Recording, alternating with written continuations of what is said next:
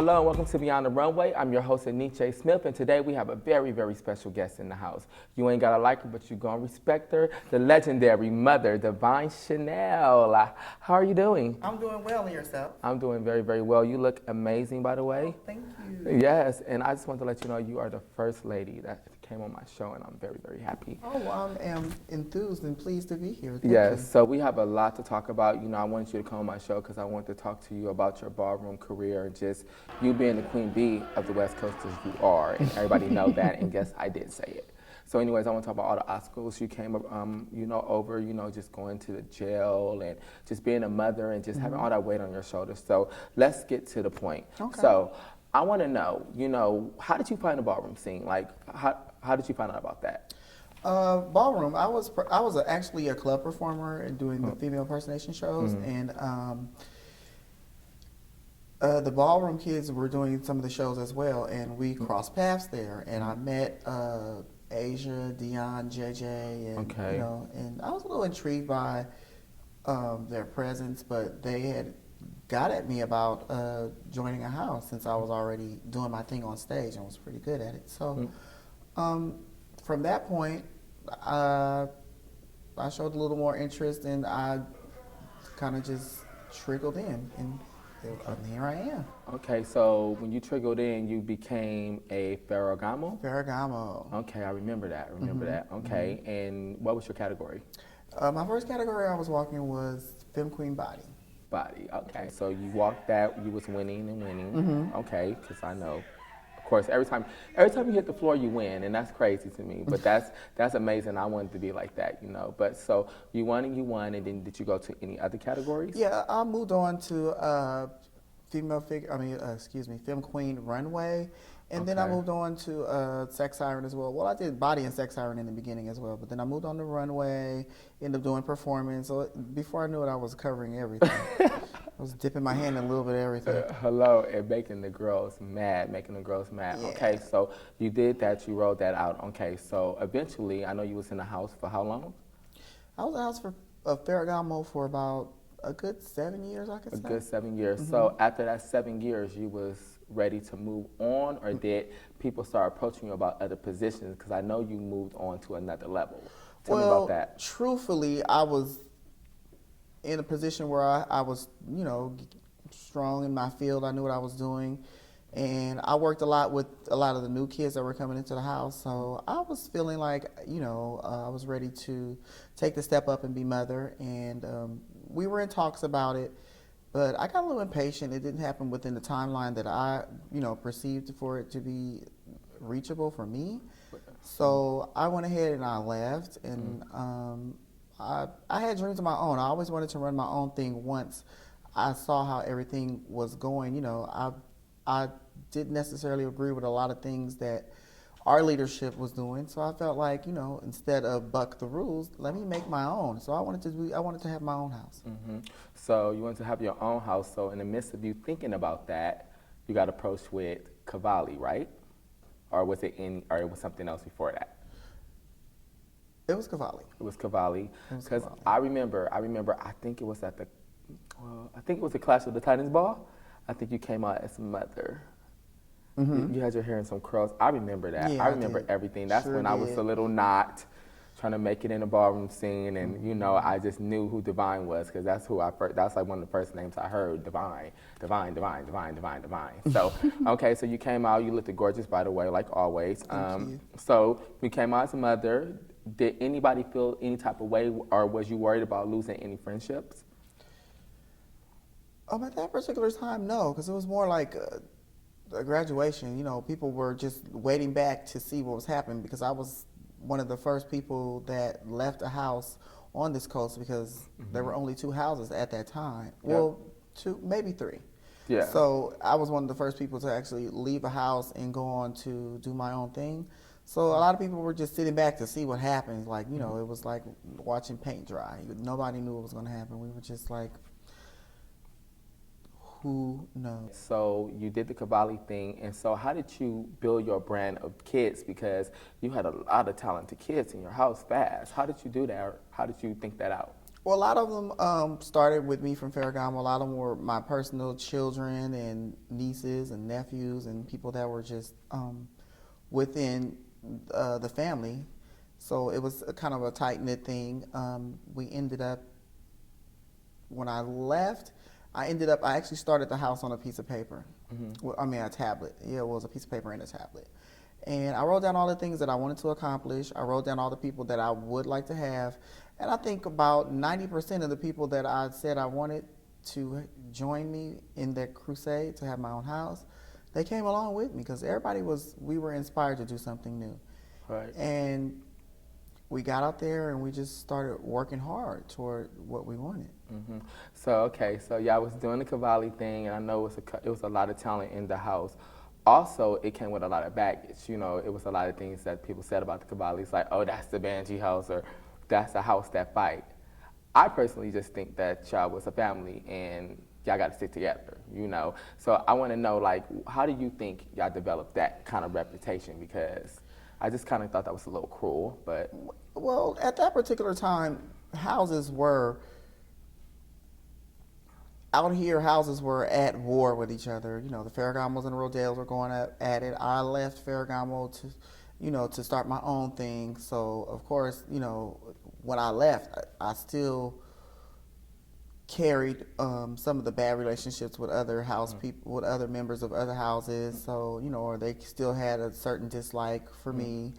So, you know, when we got out there and things would just spark off. It would be like somebody would do something here, and it was like we were all so protective of one another. It was like you mess with one, you had to get them all. So we all just stuck together, and it might not have been the best idea then, but it sure did feel good. It felt like the right thing to do because we were bonded. You know what I mean? So it really wasn't like we were out here trying to be brutes or be a gay gang or anything of that nature. It just happened. Okay, so y'all stuck together, y'all did y'all thing, and then I know it came to a halt. Like, you did 007, y'all did the House of 007. A lot of people was against that, but y'all didn't give a fuck, honestly. What made you want to leave Cavalli? With Cavalli, I was there for a while, and I felt that at that particular time, I had gotten everything that I was going to get out of it. You know what I mean? Like, I felt like I couldn't grow anymore within that house. So I wanted more. I wanted to be part of a bigger house, a bigger unit, be able to go to more states and have chapters in different states. So I wanted to join a bigger house, basically, and that's what did it for me. I just could not. I felt like my growth was being stunted because it was like, if you do the same things, you can't expect a different result after a while. And I felt like everything I was starting to do was being redundant, so I was ready for something new. Okay, so you was ready for something new, and while you was thinking about that, like, okay, was I gonna leave a house? Like, if the Agas offered me something, or the Milans, or did you know about the whole Chanel thing because you ended up becoming Chanel? So how did that come about? In actuality, no, I was actually appointed to be the parent of another house, to be the mother of another house. And they were not in agreement with me bringing all my kids, and they were not in agreement with me bringing the father, Nico, who I had been working with throughout the Cavalli process. And we were such a good team, I just didn't feel like I wanted to separate. And before I left Cavalli, I promised all the children that I said, if you stick by me and we stay with me as a 007, wherever I go, I will take all of you. I will not go anywhere that's not going to accept all of you. So, holding true to my promise and my word, I had to do what I had to do. So I couldn't take the other offer from the other house. I had to, leave that. And the Chanel thing was something that came through me and a friend of mine named Booty. Booty. Who was a Chanel. Legendary. Yeah, legendary Booty. We were in talks, and then Booty had ended up leaving the house of Chanel in the middle of the negotiations. Yep, I remember So that. I was left in the air, but I ended up getting in contact with Fred, and we spoke, and we started to communicate more and more, and we went ahead and we went for it. He gave me the okay, and I went to Atlanta, and I came out, me and Nico by ourselves as parents first. And then once we were appointed the parents, we came back and we, deemed the kids, and we started to work from there. So in the ballroom scene, a lot of people, they be scared of people that have higher power, that's more popular than them, stealing their kids. I know that it was a little separation in the house. You have the ultra omnis, and there was a couple of kids that came over, as well as myself. What do you say to them people? Because a lot of people say that you stole, the ultra omnis.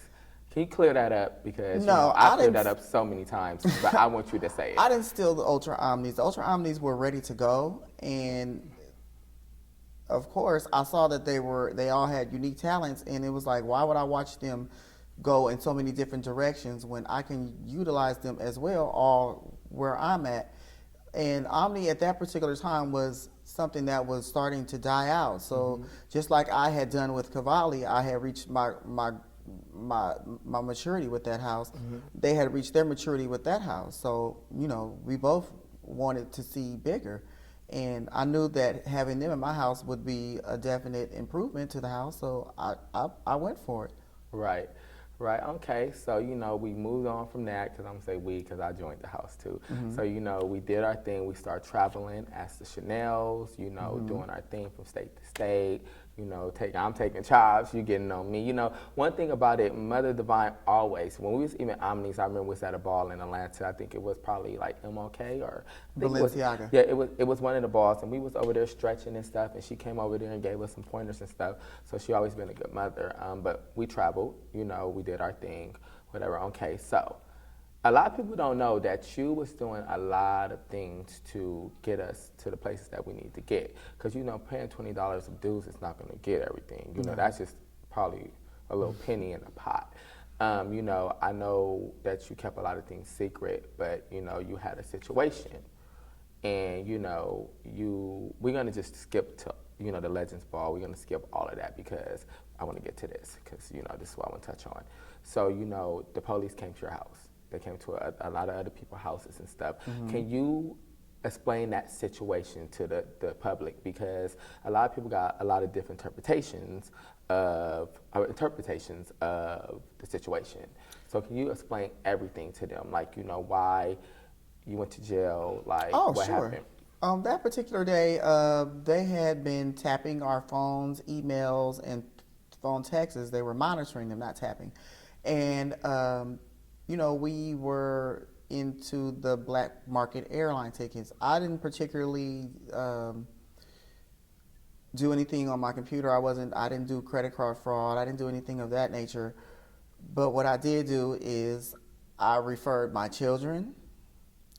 I referred friends. I referred my hair clients. I referred a lot of people to them, to have airline tickets done illegally for a cheaper price. And what ended up happening, we were all indicted, and I was indicted for conspiracy because they felt that, since I knew, I may not have been doing it, but I should have known that it was being done illegally.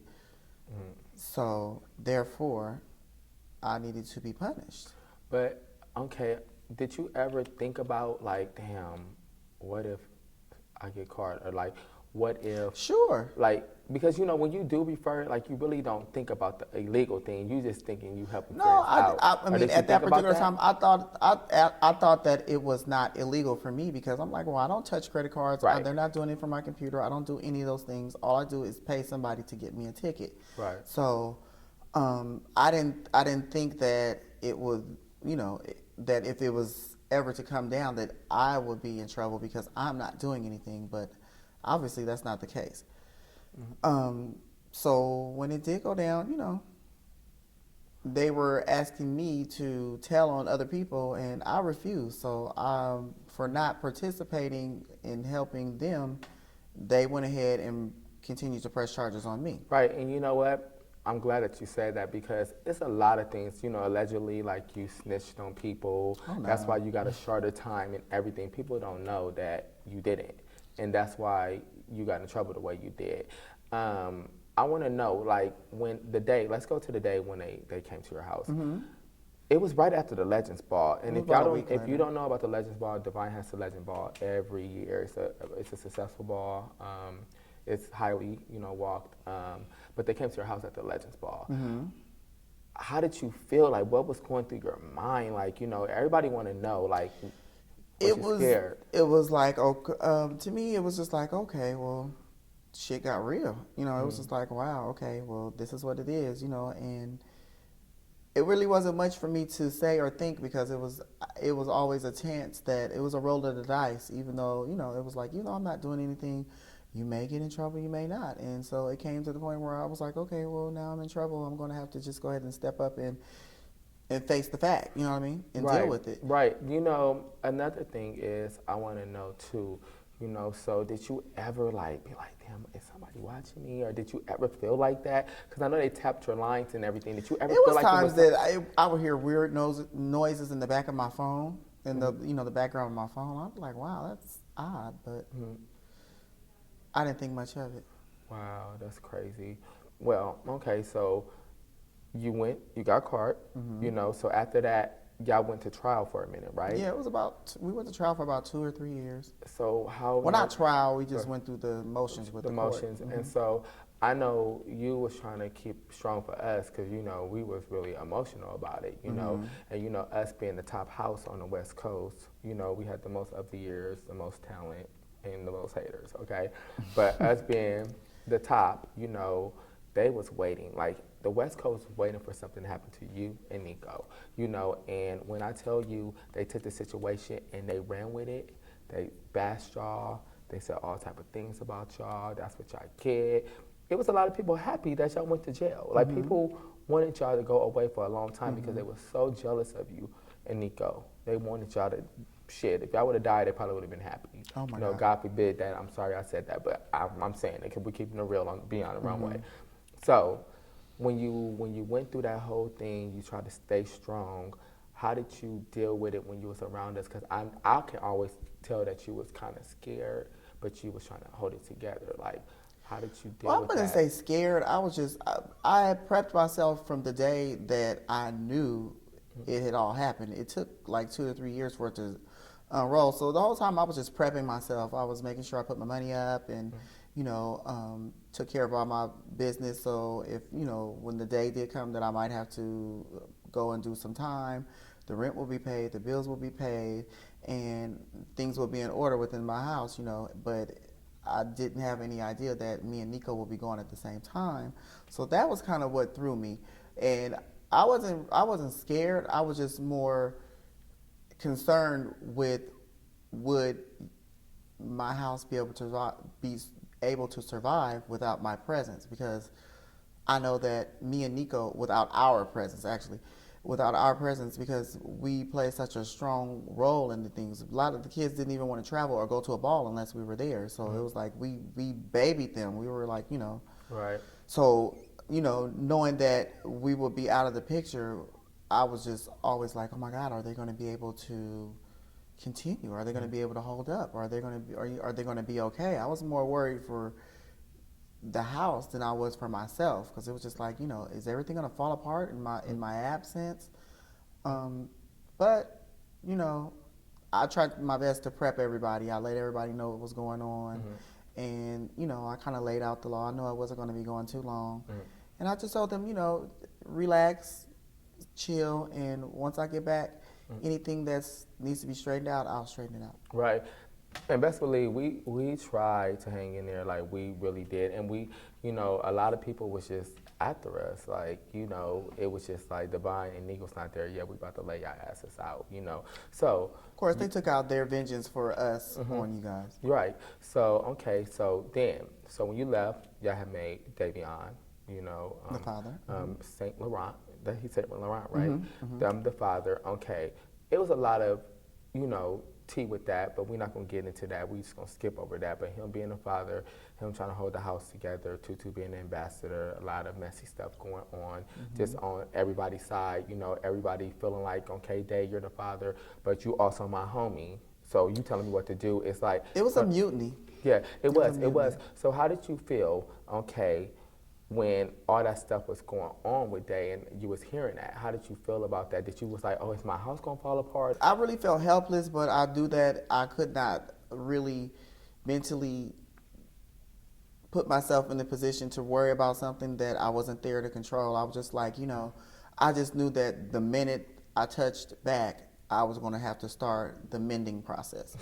So otherwise, I was okay with it. I was Okay. just like, okay, well, this is what happens. I kind of forewarned him of a lot of things that I felt like was going to happen. I knew that a lot of people were not going to be okay. I knew a lot of people were not going to want to do certain things or want to take his guidance or take his leadership. So, I was telling him, be strong and just fight through it, and I won't be gone long. Right, right.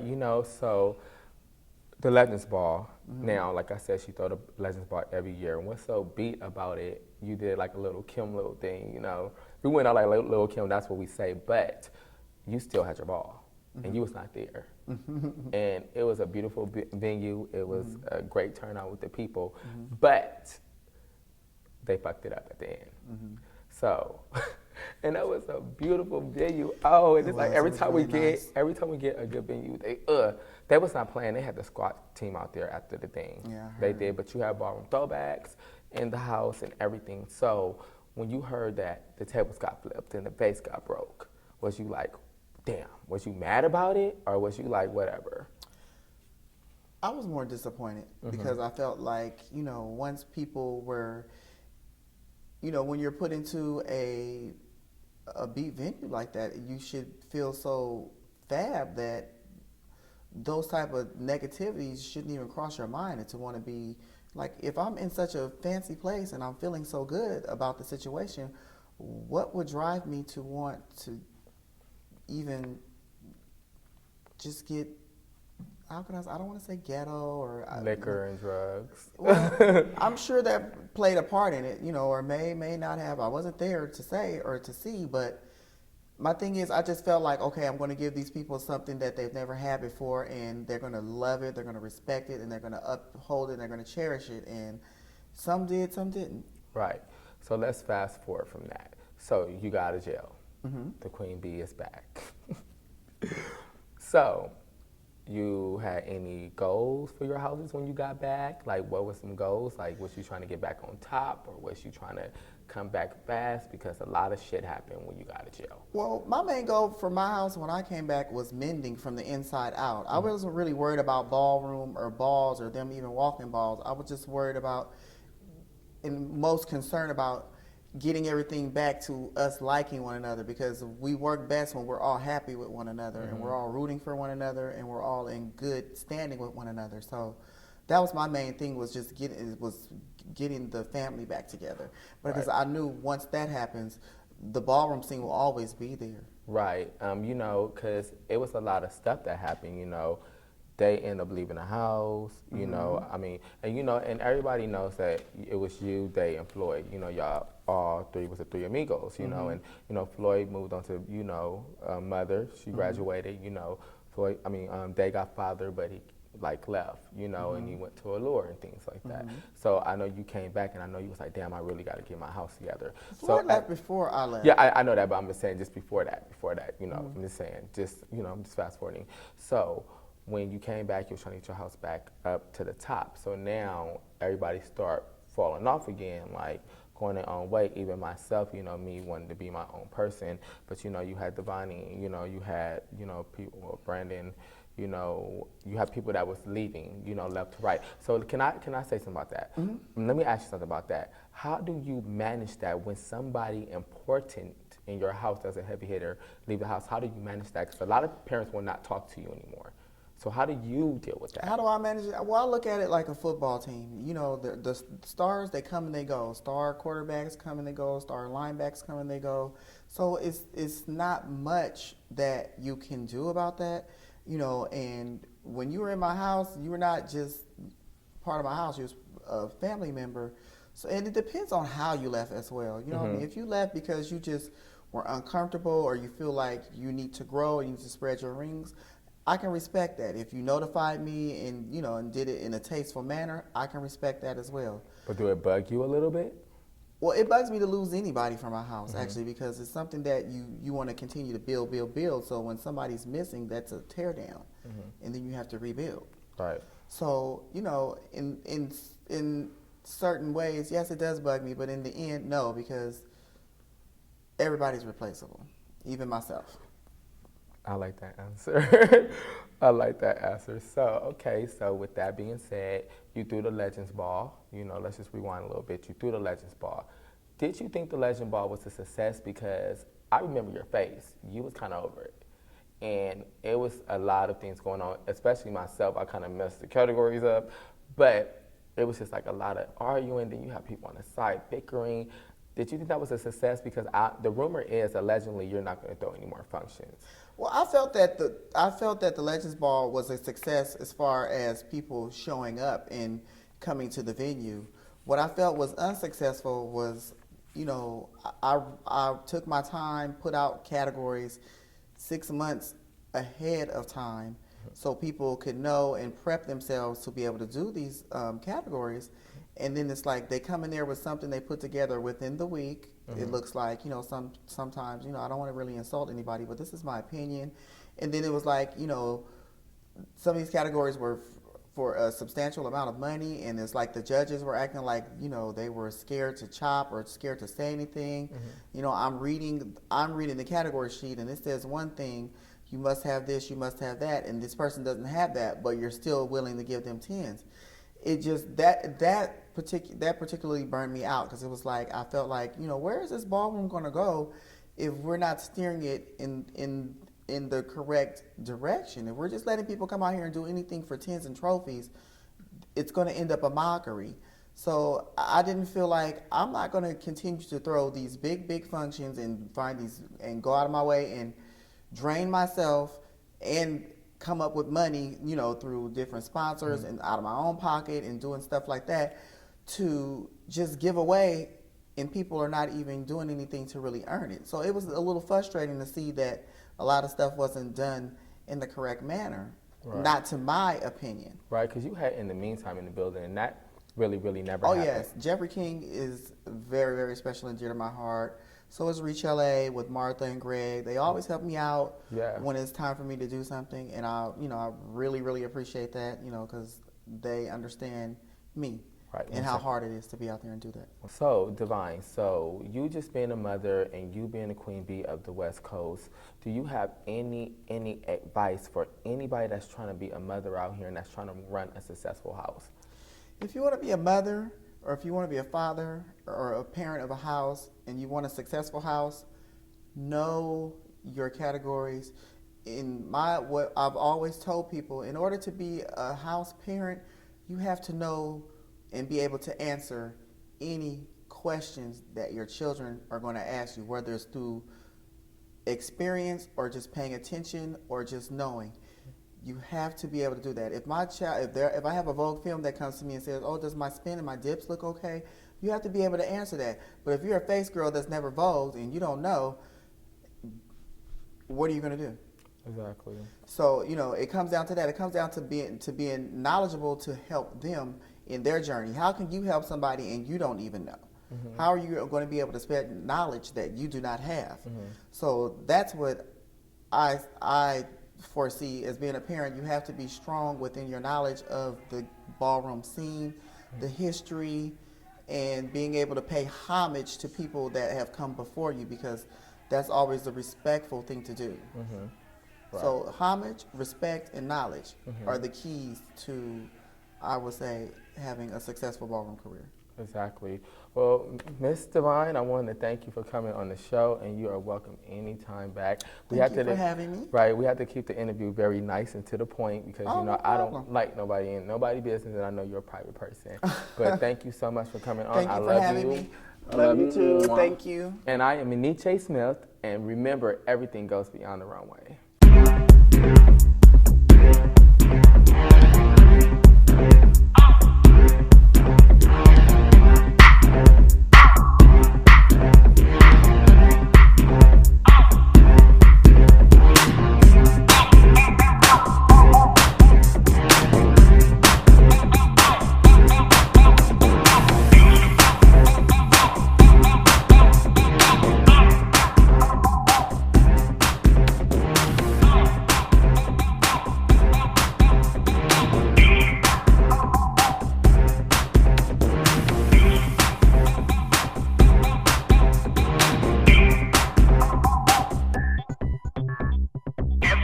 they see me, they're like,